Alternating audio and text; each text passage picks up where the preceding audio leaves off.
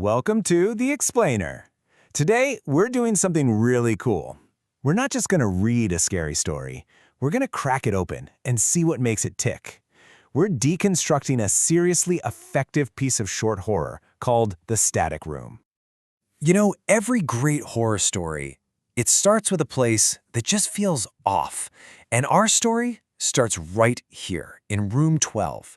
It's at the very end of a long, cold hallway that's just thick with dust and silence. It's isolated, it's kind of decaying. Really, it's the perfect stage for what's about to happen. And then we get this. This is the hook. A single, unsettling command from the landlord that just kicks everything into gear. Just ignore the radio. Now think about that for a second. He doesn't say it's broken. He doesn't say it's unplugged. He says ignore it. That one word, it plants the seed of dread and makes that radio the most important and honestly the most terrifying thing in the entire room. All right, so let's break down this first act. This is where the author is so incredibly clever, laying the trap. They're setting up the rules of this seemingly normal world, just to hint that those rules, they're about to be completely shattered.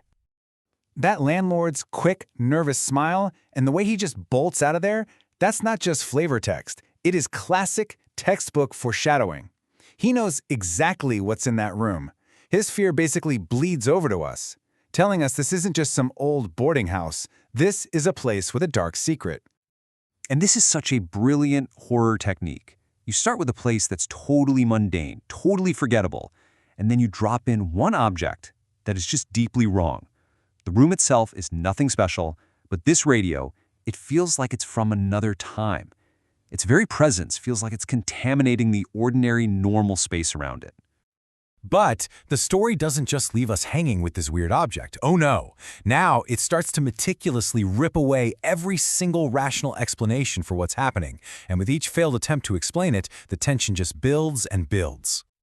Our main character, Marla. She does exactly what you or I would do. She goes through a logical checklist. Is it the power cord? Nope.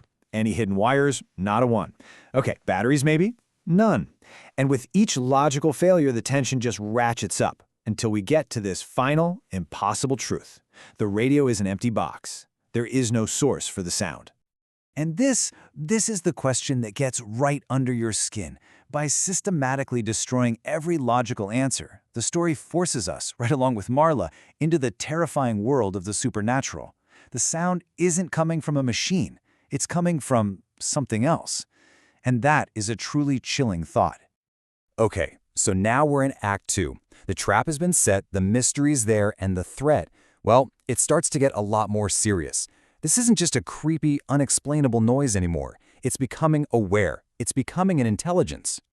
You know, the choice of time here is so specific, and for good reason. 2:17 a.m. isn't just late. It's the dead of night. It's that time when the whole world feels asleep, and you are utterly, completely alone and vulnerable. It just cranks up that feeling of isolation. And there it is, the first contact. But it's not a scream. It's not a monster's roar. It's just a quiet, simple command. The story even says it's as if leaning right beside her ear. That makes the horror so intimate, so personal. It's violating her space without anything physically even being there. And now things kick into high gear. We hit the climax of the second act, and the horror shifts from just sound to sight in a really fast, panic-inducing way. So that thing that was once an empty box, well, now there's something inside it. The sound is suddenly given a physical, tangible form. The speaker cloth pulsing, like something pressing from inside, just transforms this old radio into a living, breathing, monstrous thing. Wow. The choice of this line is just so effective. I mean, a simple threat would be scary, sure, but this chilling politeness, it's so much worse. It implies a consciousness, a purpose. This isn't just some random ghost. It's an entity that was waiting for an audience, and it's grateful that you're finally paying attention. That's terrifying. So here it is, the crucial point. The barrier is breaking. That old, frayed speaker cloth is the only thing separating Marla's world from whatever is pushing from the inside, and it's starting to fail. The breach is about to happen, and that is the trigger for her to run for her life. So, Marla gets out of the room, but she has not escaped this story, not by a long shot. This is where the final act delivers this incredible twist, and it expands the horror from just a single room to something far, far bigger.